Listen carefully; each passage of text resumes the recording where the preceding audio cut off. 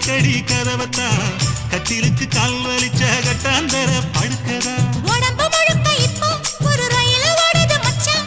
வளைச்சு நறுக்க சொல்லி வளையல் கிஞ்சது மச்சான் அடடா அல்வா துண்டு இடுப்பு போங்கிடுப்பு